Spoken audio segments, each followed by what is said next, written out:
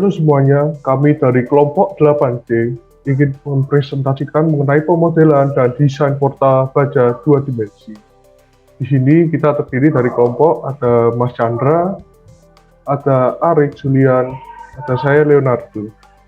Nah, berikut merupakan gambar hasil survei di mana ini terdapat tampak depan, ini terdapat tampak samping. Bisa dilihat untuk bangunannya seperti ini. Nah, ini merupakan gambar di mana terdapat sambungan antara balok dan kolom. Ini terlihat pada pertemuannya ini. Ya. Nah, di sini merupakan denah lantai 1 kita, denah lantai 2, dan denah lantai 3. Bentang antar kolomnya ini 300 ya. 300 ini dalam satuan cm, sehingga ini bentangnya 3 meter per antar kolom. Nah, profil yang kita gunakan ini untuk lantai 1, yaitu untuk baloknya ya, ini ya, IWF 200x100.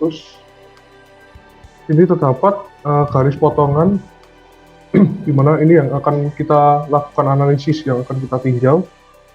Dan area kuning ini merupakan tributary area kita, di mana ini bentangnya adalah setengah dari bentang antar kolom. Nah, di sini kita lihat tadi ada garis potongan. Nah, ini merupakan potongannya, di mana jarak bentangnya itu 300.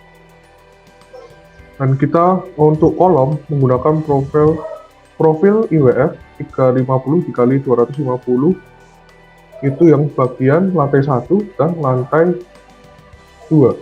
Untuk yang lantai 3 kita menggunakan IWF 300 kali 200. Untuk baloknya sama, IWF 200 kali 100. Nah, untuk tinggi setiap lantainya ya, itu 3 meter. Nah, untuk masuk dalam pemodelan SAP, kita lakukan yang pertama, yaitu kita define layoutnya.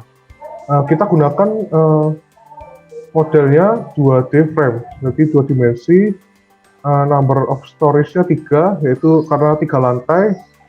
Yang number of base-nya 2, karena dia ada 2 bentangnya. Tingginya ini, tinggi per lantai itu 3 meter, jaraknya antar kolom ini 3 meter. Di sini kita lakukan define material.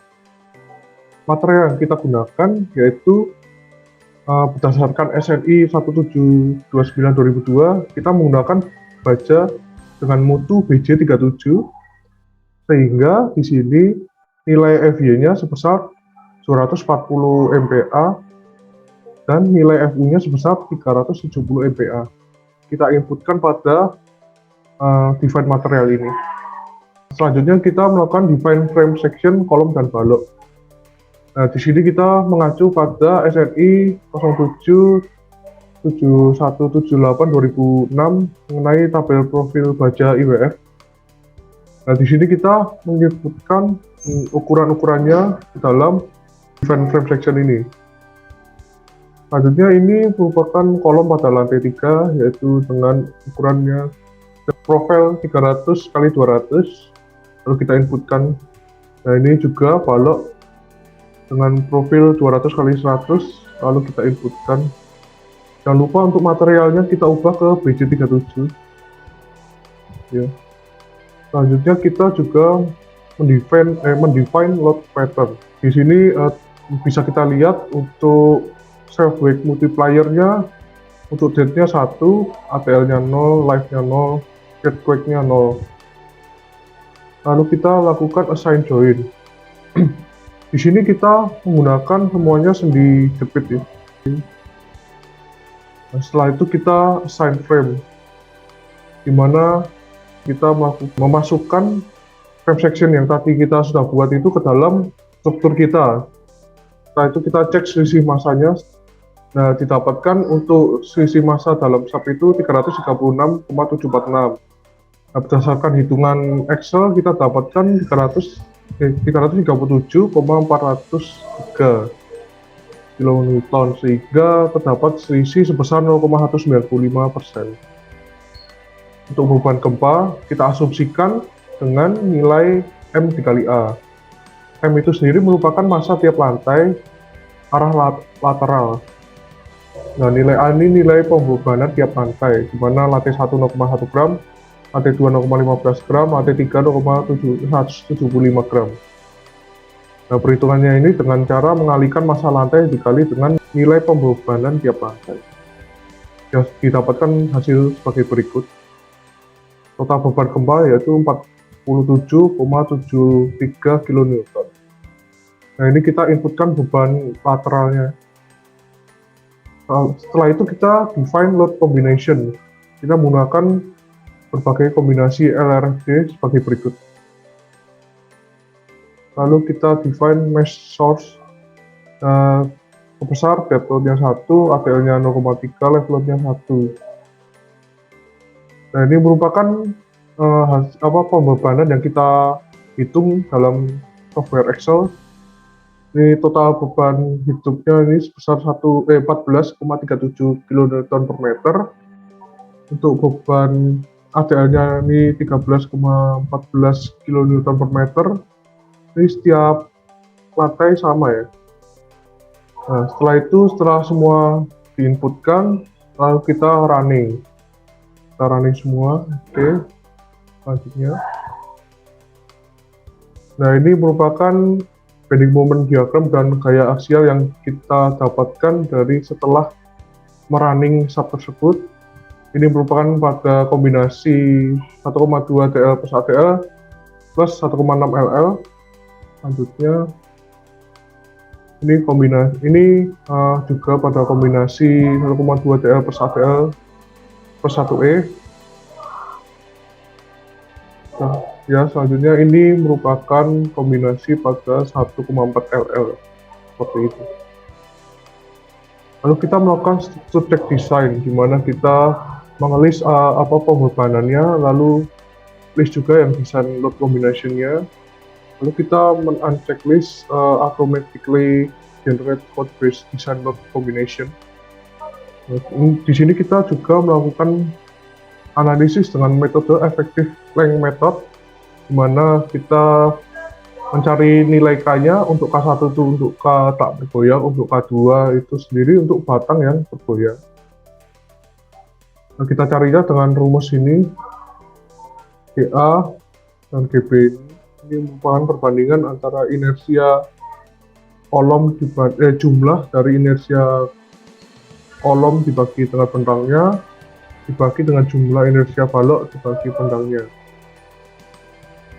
Nah, untuk sendi nilai G-nya itu sebesar 10, sedangkan untuk speed nilai G-nya itu sebesar 1. Lalu kita inputkan ke dalam grafik ini, nanti didapat nilai K.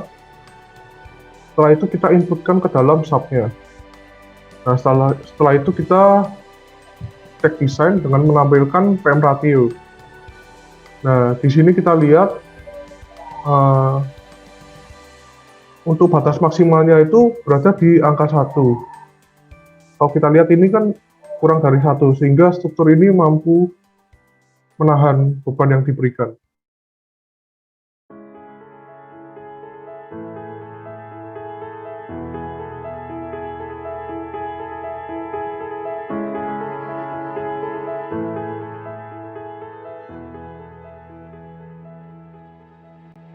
Baik, untuk selanjutnya adalah analisis manual kolom. Next. Nah, untuk kolom yang dianalisis sendiri merupakan kolom lantai 1 di bagian yang paling kiri, itu yang akan kita analisis nanti. Next. Baik, sebagaimana yang telah tadi disampaikan, untuk kolom di lantai 1, profil baja yang digunakan adalah profil IWF ukuran 350 x 250. Nah, dari tabel profil baja yang bersumber dari SNI 077178/2006 didapatkan data sebagai berikut sebagaimana yang ditampilkan dalam tabel. Kemudian kita menghitung nilai ZX dan C. Kemudian untuk mutu baja yang digunakan sendiri adalah BC37 dengan FV 240 dan FU 370 MPa. Kemudian kita hitung nilai CW dengan rumus seperti yang ditampilkan dalam PPT. Kemudian kita mengecek terhadap tekuk lokal. Pertama kita cek di bagian sayapnya dulu. Untuk bagian sayap, kita hitung lambda BF per 2TF didapatkan nilai 8,929. Kemudian kita hitung nilai lambda R sama dengan 0,56 akar E per FY, kemudian didapatkan hasil 16,166. Karena nilai lambda atau BF per 2TF kurang dari lambda R, maka penambang termasuk ke dalam penambang non-langsing. Kemudian kita cek di bagian badan. Untuk bagian badan sendiri kita hitung D per TW atau H-2TF per TW, didapatkan nilai 35,778. Kemudian untuk lambda R 1,49 akar E per FY didapatkan nilai 43,013, sehingga penambang tergolong penambang non-langsing. Next. Nah, kemudian kita menentukan faktor kekakuan sebagaimana yang tadi sempat disebutkan. Di sini GA memiliki nilai 1, kemudian kita hitung nilai GB. GB memiliki rumus sigma EI per L dari kolom dibagi sigma EI per L dari baloknya. Dalam hal ini didapatkan nilai GB 23,583. Kemudian nilai GA dan GB ini diplotkan ke dalam grafik seperti yang sudah ditampilkan dan didapatkan nilai K 2,05. Kemudian dari nilai K ini kita mengecek jenis tekuk dari kolom dengan panjang kolomnya 3 meter, nilai K dikali L-nya 6,15 meter. Kemudian nilai R-min didapatkan dari tabel profil tadi, dipilih nilai yang paling minimal. Kemudian kita hitung lambda, dalam hal ini lambda memiliki rumus KL per R. Kemudian kita menghitung lambda batas yang terdapat dalam SNI, yaitu 4,71 akar E per FY didapatkan nilai 138,966. Nah, karena lambda kurang dari lambda batas, berarti karena lambda kurang dari lambda batas, maka kolom tergolong dalam tekuk non-elastis. Next. Kemudian selanjutnya kita menentukan kuat tekan nominal. Di sini ada dua hal yang ditinjau, yaitu flexural buckling strength dan torsional buckling strength. Yang pertama kita mengecek flexural buckling strength terlebih dahulu dengan rumus FE dan FCR seperti yang ditampilkan di PPT. Kemudian kita menentukan kuat tekan nominal dengan rumus FCR dikali AG atau luasan penambang dari profilnya didapatkan nilai 1284,46 kN. Kemudian kita cek torsional buckling strength. Untuk rumus FE dan FCR-nya sebagaimana yang telah ditampilkan, ini bersumber dari SNI 1729 tahun 2020. Kemudian kita hitung kuat tekan nominalnya sebesar 1704,6 kN. Kemudian dari dua nilai kuat tekan nominal ini dipilih nilai kuat tekan nominal yang paling kecil, yaitu dari flexural buckling strength sebesar 1284,46. Nah, kemudian hasil dari perhitungan ini dibandingkan dengan kuat tekan nominal hasil analisis SAP 2000, di mana hasilnya adalah 1268,181, sehingga error antara perhitungan dan hasil analisis SAP 2000 itu sebesar 1%. Next. Kemudian kita menentukan kuat lentur rencana. Di sini pertama kita mengecek dulu terhadap tekuk lokal. BF per 2TF didapatkan 8,929. Kemudian kita hitung nilai lambda P dan lambda R dari sayap dengan rumus sebagaimana yang ditampilkan. Nah, dari hasil perhitungan didapatkan bahwa nilai BF per 2TF itu kurang dari lambda P sehingga penampang tergolong kompak. Kemudian dari bagian badan kita hitung nilai D per TW didapatkan nilai 35,778. Kemudian kita hitung lambda P dan lambda R dengan rumus sebagaimana yang ditampilkan. Kemudian kita bandingkan dan didapat bahwa nilai lambda dan lambda P didapatkan bahwa lambda memiliki nilai didapatkan bahwa nilai lambda lebih kecil dari nilai lambda P sehingga penampang termasuk penampang kompak. Kemudian selanjutnya kita menentukan nilai kuat lentur rencana atau Mn. Dalam hal ini Mn sama dengan Mp dengan rumus Fy dikali Zx. Untuk Fy 240, kemudian untuk Zx-nya seperti yang sudah kita hitung di awal tadi, kemudian didapat nilai 304,406 kN/m. Kemudian nilai ini dibandingkan dengan kuat lentur rencana dari hasil SAP 2000 itu memiliki nilai 304,406. Keduanya memiliki hasil yang sama sehingga errornya 0%. Kemudian kita cek terhadap LTP. Untuk LP itu panjang kolomnya 3000 mm, kemudian LP dihitung dengan rumus yang ada di samping seperti yang sudah ditampilkan, kemudian hitung RTS, kemudian C kita beri nilai 1, kemudian kita beri nilai LR, kita hitung nilai RR seperti rumus yang telah ditampilkan.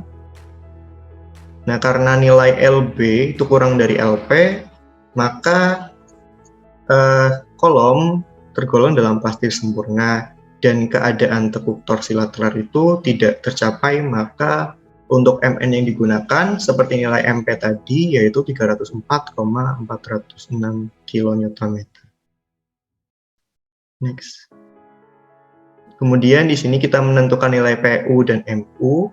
Untuk kombinasi beban yang digunakan adalah kombinasi beban 1,2 dl plus ADL ditambah 1,6 ll. Kemudian kita cek di SAP 2000 untuk mengetahui nilai Pu, Vu, dan Mu dengan nilai yang sudah ditampilkan. Kemudian kita hitung faktor amplifikasi. Nah, untuk faktor amplifikasi di sini kita juga perlu menginput beberapa nilai dari SAP 2000 seperti nilai M1, M2, PNT, PLT, MNT, dan MLT. Kemudian kita menghitung nilai Cm dengan rumus yang sudah ditampilkan. Kemudian kita juga perlu menghitung B1, B2 seperti yang ditampilkan rumusnya. Kemudian kita menentukan nilai Pu dan Mu dengan menggunakan rumus Pu sama dengan PNT ditambah B2 dikali PNT, didapatkan hasil 188,419. Kemudian untuk Mu memiliki rumus B1 dikali MNT ditambah B2 dikali MLT, diperoleh nilai 12,443 kN/m. Nah, kemudian apabila kedua nilai ini dibandingkan, maka untuk Pu akan memiliki error 3% dan kemudian untuk Mu akan memiliki error min 1%. Kemudian kita mengecek terhadap kuat geser.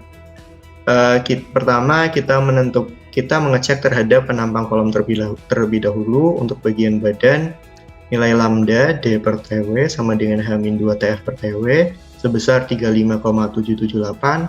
Kemudian kita menghitung lambda R sebagaimana yang telah ditampilkan rumusnya, didapat 64,667 sehingga penampang tergolong penampang non langsing. Kemudian kita menghitung kuat geser, cek terhadap geser untuk nilai CV sama dengan 1. Kemudian untuk Vn memiliki rumus 0,6 Fv dikali AW. Untuk AW sendiri adalah luas dari badannya. Kemudian untuk Vp adalah Vn dikali Cv sehingga memiliki nilai 417,312 kN. Kemudian kita bandingkan nilai Vp ini dengan nilai kuat geser yang dihasilkan oleh SAP 2000.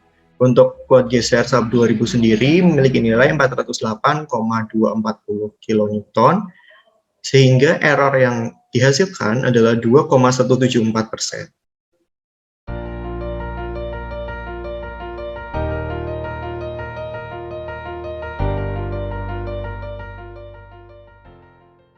Ya, kemudian selanjutnya dilakukan analisis manual terhadap balok. Next. Untuk balok yang dianalisis sendiri, kelompok kami memilih balok lantai 2 dengan profil IWF 200x100 seperti yang ditampilkan dalam gambar. Oke, sebagaimana yang telah saya sampaikan tadi bahwa profil yang digunakan adalah profil IWF 200x100 dengan data profil seperti yang sudah ditampilkan. Kemudian kita hitung nilai ZX dan Y. Kemudian kita di sini menggunakan baja dengan spesifikasi BJ37. Kemudian kita hitung nilai CW. Setelah itu kita cek terhadap tekuk lokal di bagian sayap dan bagian badan. Untuk bagian sayap sendiri seperti yang kolom tadi, kita cek BF ber 2TF di sini memiliki nilai 6,25, kemudian untuk lambda P 0,38 akar E per FY memiliki nilai 10,97, kemudian untuk lambda R akar E per FY memiliki nilai 28,868. Kemudian karena nilai lambda dan nilai lambda lebih kecil dari lambda P, maka penampang tergolong dalam penampang kompak. Kemudian untuk bagian badan, kita cek D per TW di sini memiliki nilai 33,45, kemudian nilai lambda P dan lambda R sebagaimana rumus yang telah ditampilkan memiliki nilai 109,119 dan 164,545. Di sini karena lambda dan lambda memiliki nilai lebih kecil dari lambda P, maka untuk bagian badan sendiri juga termasuk kompak. Kemudian kita menentukan kuat lentur rencana dengan rumus MN sama dengan MP FY dikali ZX, didapatkan nilai 43,233. Nah, nilai ini dibandingkan juga dengan nilai yang didapatkan dari SAP 2000. Untuk nilainya 43,233 kN, sehingga error yang dihasilkan adalah 0%. Selanjutnya kita mengecek terhadap LTP ya. Untuk rumusnya seperti yang sudah ditampilkan, kita hitung LP, RTS, dan LR. Untuk LP-nya itu panjang dari baloknya 3000 mm. Untuk C kita beri nilai 1. Nah, karena di sini LP kurang dari LB, kurang dari LR, maka di sini kita perlu menghitung nilai MN dengan rumus seperti yang sudah ditampilkan. Kita juga perlu menginput beberapa data dari SAP 2000 seperti nilai MA, MC, MB, dan MMAX. Kemudian kita hitung nilai CB dengan rumus yang sudah ditampilkan. Kemudian nilai CB ini digunakan untuk menghitung nilai MN, sehingga didapatkan hasil MN yang kita gunakan adalah 24,332 kN. Nah, nilai MN ini lebih kecil dari nilai MP tadi, sehingga perhitungan sudah benar.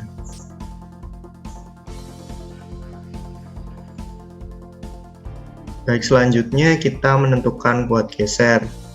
Kita mengecek terhadap penampang kolom terlebih dahulu. Di bagian badan kita cek D per TW memiliki nilai 33,455, kemudian lambda R memiliki nilai 64,663, sehingga penampang tergolong non langsing. Kemudian kita hitung nilai VN, kemudian nilai VP. Untuk CV kita diberi nilai 1, sehingga didapatkan nilai VP 145,728 kN. Kemudian nilai kuat geser ini dibandingkan dengan nilai kuat geser dari SAP 2000, di mana memiliki nilai 142,56 kN, sehingga error yang dihasilkan 2,174%. Oke, kemudian kita cek lendutan dengan kombinasi beban ASD. Pertama kita menghitung dulu lendutan izinnya, yaitu panjang dari balok dibagi dengan 360. Untuk panjang dari balok sendiri 3 meter dibagi 360 didapatkan lendutan izinnya 0,0083 meter. Kemudian kita cek di sub 2000, di bagian tengah bentang kita input nilai landutannya, didapatkan nilai 0,0081 meter. Dalam hal ini, nilai landutan maksimal yang ada di tengah bentang yang kita dapatkan dari sub 2000 itu kurang dari nilai landutan izin yang kita hitung, sehingga balok yang kita gunakan masih aman untuk menopang beban tersebut.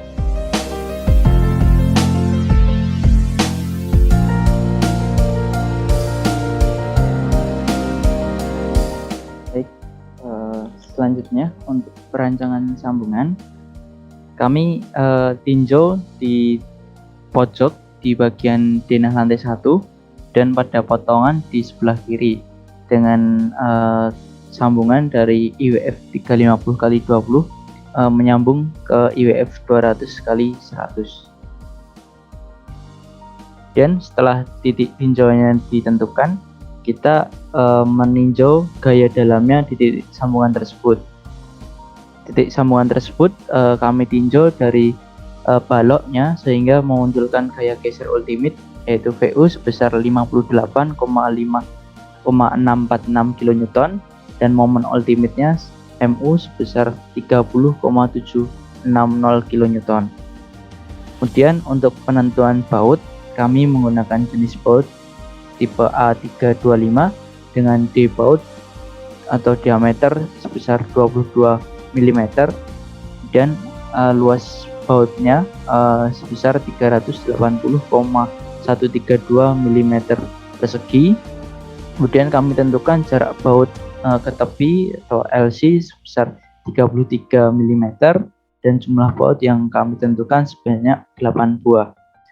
Di samping kami juga tampilkan SNI 1729 tahun 2020 terkait dari tabel kekuatan nominal pengencang dan bagian berulir. Selanjutnya kami juga menentukan material dan section properties plat dengan FY atau lelehnya sebesar 240 MPa, kemudian FU-nya sebesar 370 MPa, dan tinggi platnya kami tentukan sebesar 132 mm dan lebar platnya 200 mm. Berdasarkan hal tersebut, kami mendapatkan lebar luasan tekan atau B aksen yang didapat dari 0,75 kali B atau lebar plat, dihasilkan lebar luasan sebesar 150 mm dan tebal plat yang kami tentukan sebesar 12 mm. Kemudian kami hitung letak garis netral. Yang pertama dengan cara menghitung jarak vertikal bautnya atau S yang rumusnya ditampilkan di layar dengan hasil sebesar 22 mm. Kemudian lebar luasan tariknya dengan rumus sudah ditampilkan di layar dengan hasil 34,55 mm. Kemudian didapatkan persamaan kuadrat untuk menghitung letak garis netral, dan letak garis netralnya kami faktorkan dengan rumus ABC dengan X1 nya sebesar 253,83 mm dan X2 nya sebesar 89,19 mm. Kemudian berdasarkan letak garis netral tersebut kami mendapatkan tegangan lentur, dan nilai tegangan lentur pertama sebesar 226,821 MPa didapat dari rumus yang sudah ditampilkan di layar, dan nilai yang kedua sebesar 108,87 MPa, dan yang nilai ketiga sebesar 184,859 MPa. Kemudian gaya tarik maksimum bautnya yang sudah Kemudian gaya tarik maksimum bautnya kami hitung. Yang pertama dari gaya yang dipikul baut paling atas yang paling besar atau TU dengan rumus yang sudah ditampilkan, dan dihasilkan nilai TU sebesar 210,81 kN. Kemudian kami hitung gaya yang dipikul satu baut baris ke atas atau TU1 dengan rumus TU1 setengah dari TU, didapatkan TU1 sebesar 105,41 kN. Kemudian kami hitung kuat tarik rencana satu baut atau TD dengan rumus yang sudah ditampilkan, yang dihasilkan TD sebesar 236,63 kN. Berdasarkan hal tersebut, kami mengecek keamanan terhadap gaya tarik atau TN, didapatkan nilai TD atau itu sebesar direduksi, TN dengan 0,75, dapatkan nilai 177,47 kN, lebih besar dari TU1 sehingga dikategorikan aman terhadap gaya tarik.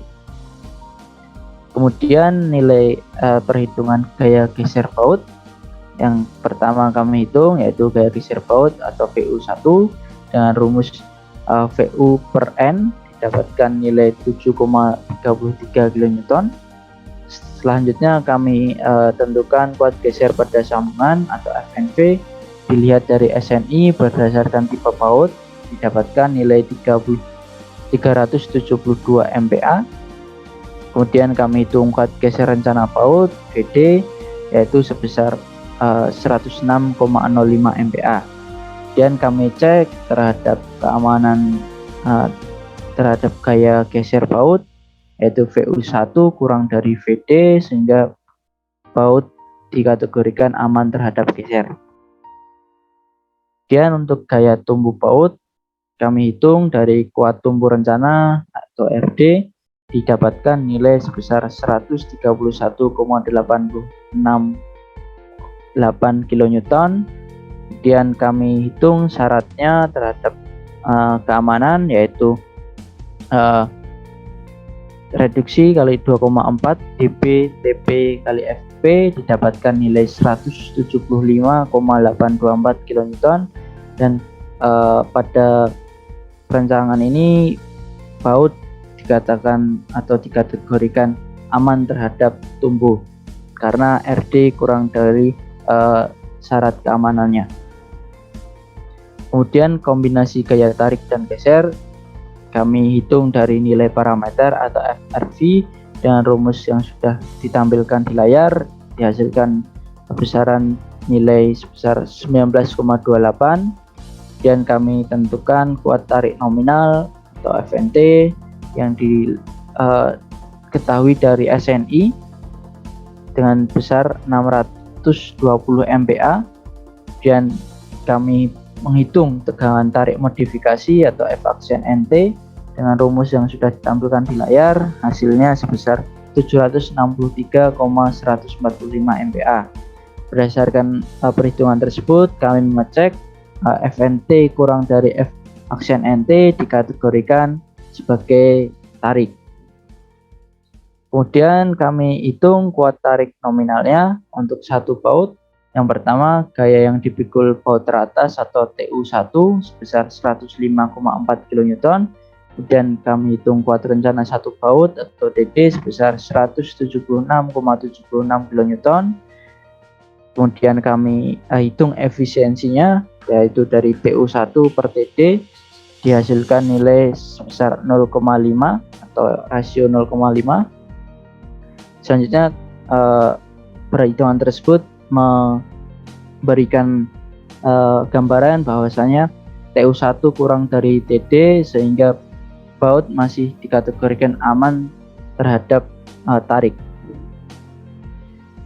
Berikut desain yang telah kami buat yaitu dari rancangan sambungan dengan sambungan yang disambung berupa kolom IWF 350 kali 250 kali 9 kali 14 disambung dengan balok dengan ukuran IWF 200 kali 100 kali 5,5 kali 8 dengan plat sambung tebal 12 mm dan dengan baut A325 diameter 22 sebanyak 8 buah.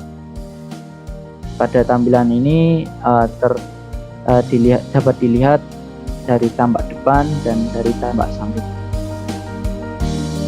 Kurang lebih itu dari kami. Terima kasih.